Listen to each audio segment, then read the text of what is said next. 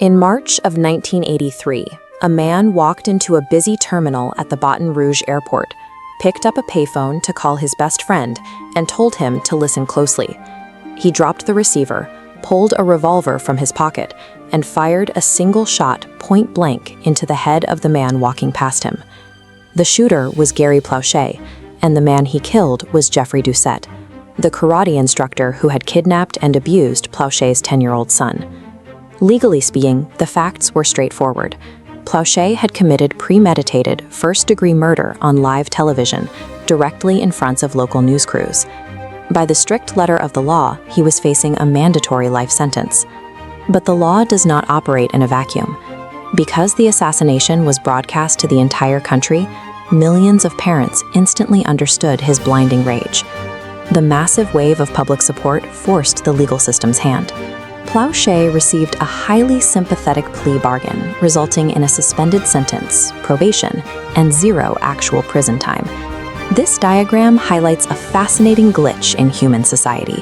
When the traditional legal system fails to protect a victim, the court of public opinion takes over. The rigid structure of the law simply cannot support the overwhelming weight of public empathy, and it completely shatters. When ordinary people experience profound personal trauma and channel it into a spectacular, highly visible act of violence, society stops caring about the penal code. We abandon the statutes on the books and choose to judge the act entirely on raw human emotion. 50 years earlier, in the chaos of 1920s China, the Qing dynasty had fallen, and the country was violently carved up by competing warlords. A 21-year-old woman named Shi Jianqiao lost her father when he was captured in battle, decapitated, and had his severed head paraded around a train station on a pike. She immediately swore to avenge his death, adopting the alias the Rising Sword. The man responsible for her father's execution was Sun Quanfang, a famously ruthless military governor. She spent 10 meticulous years tracking his movements across hundreds of miles. By 1935, Sun had lost his military power and retired to the city of Tianjin to live as a devout Buddhist monk. She finally cornered him on November 13th inside a lay Buddhist hall. While the former warlord knelt with his eyes closed to chant a sutra, she walked up behind him and calmly emptied 3 pistol rounds into his head and back. A normal assassin would have fled. Instead, she sat down next to the bleeding corpse and began handing out pre-printed leaflets to the terrified worshippers. She detailed exactly who she was, who she had killed, and the deeply personal reasons driving her to pull the trigger. This graphic maps the immediate cultural fallout.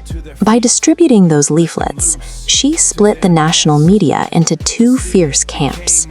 On one side, modernists demanded that she face trial to maintain the rule of law.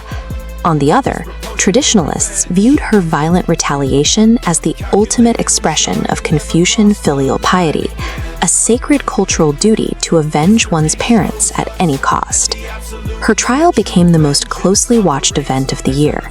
Because she had actively controlled the narrative and framed her crime as an act of profound cultural devotion, public support overwhelmed the courts. The government granted her a full state pardon, proving that a flawlessly executed public relations strategy can effectively erase a murder. Sometimes, however, a personal vendetta goes viral because a government recognizes its tactical value. In 1941, a Soviet woman named Mariya Oktyabrskaya received word that her husband of 14 years had been killed in action defending Kiev against the German invasion.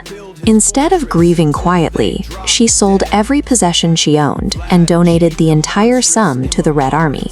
Her money paid for a custom-built T-34 tank, but she attached one non-negotiable condition to our purchase. She demanded to drive it. The Defense Committee agreed, and she boldly named the machine Fighting Girlfriend.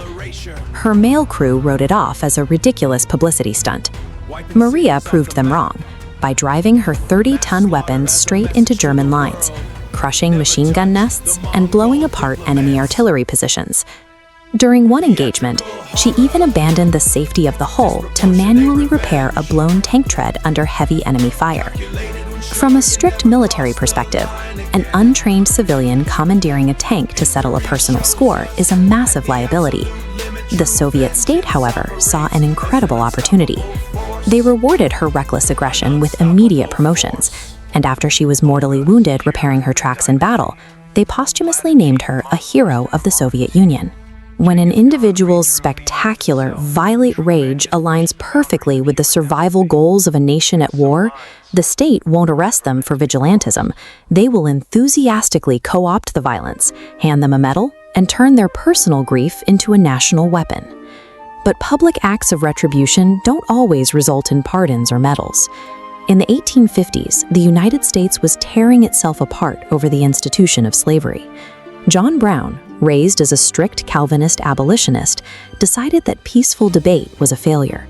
He took a solemn vow to eradicate slavery using extreme, uncompromising violence. During the escalating border conflicts of Bleeding Kansas, Brown put his beliefs into action. Under the cover of darkness, he and a small band of followers dragged several pro-slavery settlers from their cabins near Pottawatomie Creek and hacked them to pieces with broadswords. That brutal intimacy made him a wanted man, but Brown was aiming for a much larger spectacle.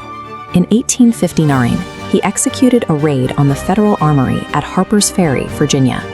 His objective was to seize 100,000 military weapons and trigger an armed nationwide slave rebellion.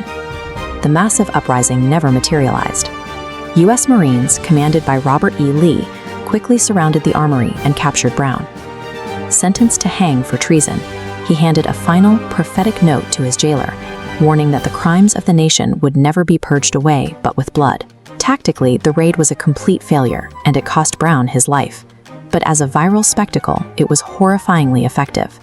His willingness to inflict spectacular violence for an abolitionist cause terrified the Southern states, fracturing the political landscape and serving as a direct catalyst for the American Civil War just over a year later. Gary Plauché, Shi Jianqiao, Mariya Oktyabrskaya, and John Brown shared a common breaking point. They were ordinary people who watched systemic failures destroy the things they loved, and they responded by taking justice into their own hands. This matrix charts the difference between a forgotten crime and a historical event. A private act of vigilante violence almost always results in a prison sentence and fades into obscurity. The critical variable in all four of these stories is the broadcast. Notice how the public spectacle pathway operates. Whether it's executed through live news cameras, carefully distributed leaflets, or a customized war machine, broadcasting the retribution forces society to watch. It entirely bypasses the cold logic of the legal system and taps directly into our primal desire to see a wrong forcefully corrected. Ultimately, the distinction between a violent criminal and a celebrated hero rarely comes down to the written law. It comes down to our collective empathy. When a righteous vendetta happens under a spotlight, the public rarely looks for a judge. They just look for a reason to cheer.